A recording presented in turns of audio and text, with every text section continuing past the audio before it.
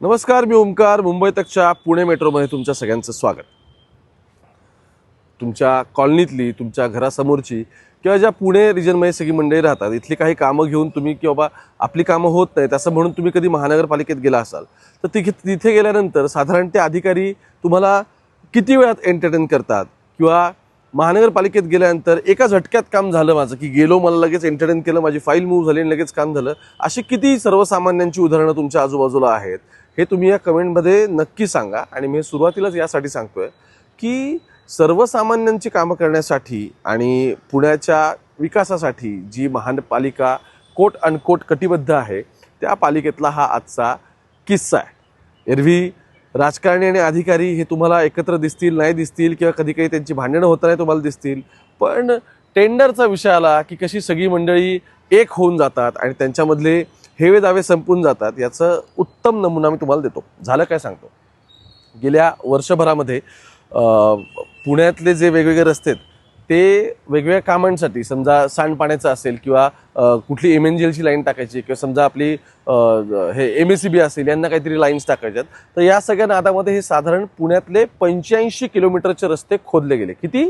85 kilometre रस्ते खोदले गेले. आता ज्या यातल्या प्रायव्हेट कंपन्या आहेत त्यांना रस्ते खोदण्यासंदर्भात पालिकेला पैसे द्यावे लागतात. जसं की समजा एका मीटरपर्यंत समजा तो खोदायचा वगैरे असेल तर साधारण त्याला 12,500 रुपये वगैरे असा रेट आहे साधारण.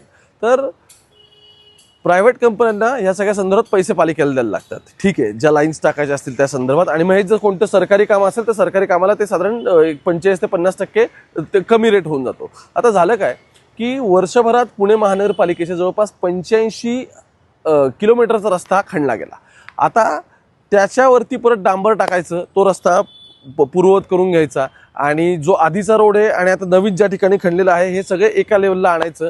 तर या सगळ्यासाठी पालिकेत असं ठरलं की आपण आता निविदा काढल्या पाहिजेत, जे काही पैसे आपल्याला या प्रायव्हेट कंपनीतून आलेत ते, आणि आपण आणखी काही वेगवेगळ्या निधी याच्याकडे वर्ग केलेला आहे. तो 3 अधीक्षक अभियंते आहेत रस्ता विभागाला, त्या तिघांनी मिळून 25-25 कोटीच्या 3 निविदा काढल्या.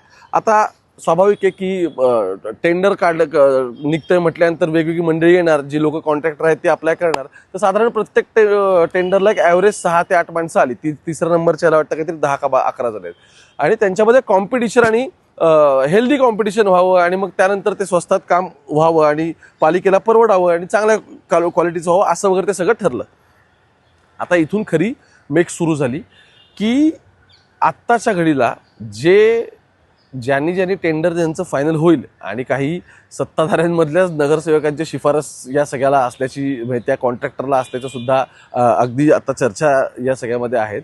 आणि त्याचं कारण मी तुम्हाला सांगतो की एखादी व्यक्ती अपात्र असताना सुद्धा किंवा टेंडरसाठी तुम्ही जे नियम आणि अटी शर्ती लागू केलेल्या आहेत त्या सगळ्यांमध्ये बसत नसताना सुद्धा, चुकीचे डॉक्युमेंट सबमिट केल्यानंतर किंवा त्यामध्ये बसत नसताना सुद्धा फक्त अधिकाऱ्यांच्या आणि त्यांचे जे कोण सोबतची राजकारणी मंडळी आहेत यांच्या आग्रहास्तर याच व्यक्तीला टेंडर दिलं पाहिजे, याचा अट्टहास करता करता 75 कोटी रुपयांचा कसा पालिकेने खिरापद वाटायचं ठरवलं की काय, असा प्रश्न उपस्थित होईल. अशी आजची स्टोरी. काय झाले समजून घ्या. ही सगळी दुरुस्तीची कामं करायची तर रस्त्यांची, बरोबर. तर ह्याचा एक साधारण नियम काय होता या सगळ्यामध्ये की ठेकेदार जो कोणता असेल तो साधारण 120 टन हॉट मिक्स डांबर तयार करू शकत असेल अशी त्याची कॅपॅसिटी पाहिजे, किंवा त्याचा प्लॅन समजा शहरापासून 30 ते 35 किलोमीटरच्याच कुठल्याही परिघामध्ये पाहिजे वगैरे, असे साधारण पालिकेने काही नियम केलेले होते. आता झालं असं या सगळ्यामध्ये की बघा, गेल्या वर्षभरात साधारण महावितरण असेल, MNGL असेल, मोबाईल कंपन्या असतील, वेगवेगळ्या मोबाईल कंपन्या त्यांच्या लाईन्स टाकायच्या असतात, सांडपाणी असेल, आपल्या जलवाहिन्या असतील किंवा आणखी CCTV केबल टाकणे असेल, असे जवळपास 85 किलोमीटरच्या रस्त्यांची खोदाई झाली जे पालिकेच्या हद्दीत आहेत, बरोबर. आता हे सगळं नीट न झाल्यामुळे 85 किलोमीटरचे रस्ते एक तर खड्डे झाले, दुसरं खड्ड्यांमुळे ट्रॅफिक झालं, तिसरं सर्वसामान्यांची अडचण झाली. आता 1 वर्षभरानंतर हे सगळं नीट करायचं असं ठरलं.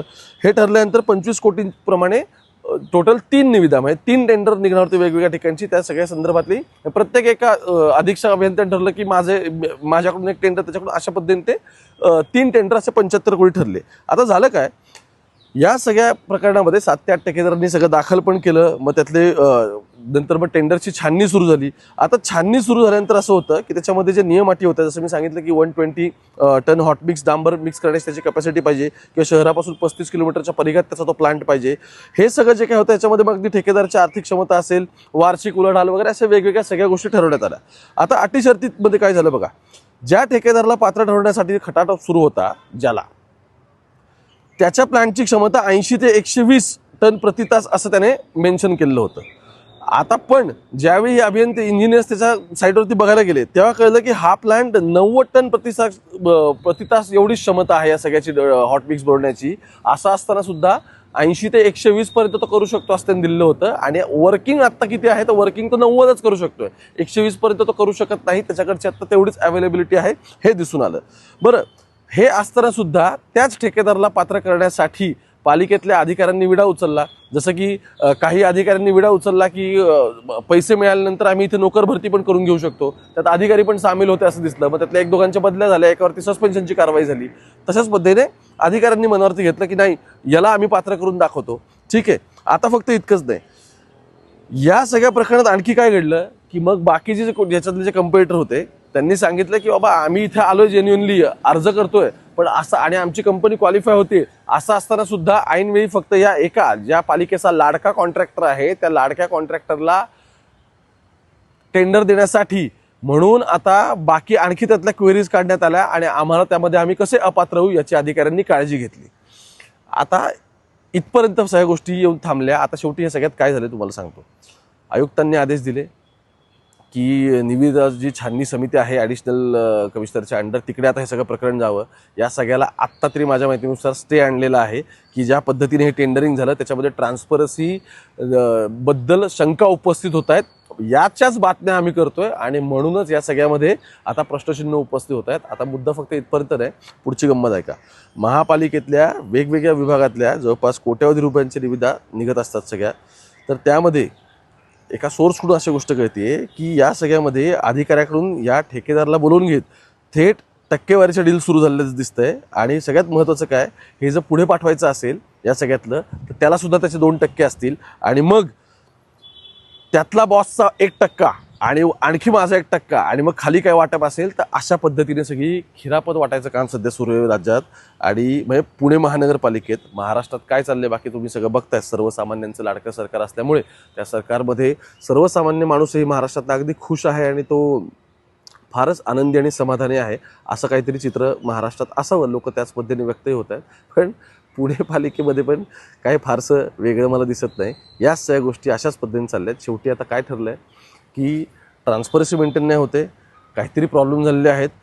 ज्या लाडक्या माणसाला आपल्याला शॉर्टलिस्ट करायचं होतं तो पण आता कोणत्या क्षणी बॅकआउट करू शकतो. मी तुम्हाला ही इन्सायडर देतो, कारण त्याचं कारण असं आहे की जर त्याने ही चुकीची माहिती प्रोव्हाइड केली आहे, आता त्याचे पण डॉक्युमेंट्स आहेत, त्याने ह्या सगळ्या संदर्भात माहिती चुकीची प्रोव्हाइड केली असेल तर पालिका त्याच्यावरती थेट कारवाई करून त्याला ब्लॅकलिस्ट करू शकते.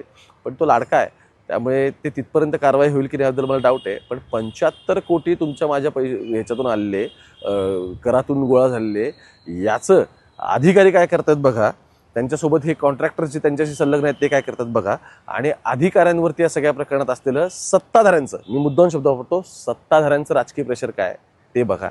आणि ही सगळी खिरापत वाटप कुठं सुरू आहे, ही सगळी आपल्या तुझ्या खिशातून माझ्या खिशात आणि माझ्या खिशातून ह्याच्या खिशात, बाकी तुमचा आमचा खिसा असा ठणठण पोकळा राहणार आहे आणि तो काय मोकळाच राहील की काय अशी मला शंका वाटते. तुम्ही मुंबई तक बघत राहा. त्या बातमीचा आज आता मी व्हिडिओ रेकॉर्ड करतोय, आज जेव्हा मी व्हिडिओ रेकॉर्ड करतोय तेव्हा पालिकेच्या सगळ्या संदर्भात बैठक सुरू आहे. त्यात काय होतं ते पण अपडेट तुमच्यापर्यंत पोहोचवायची. मुंबई तक पाहता.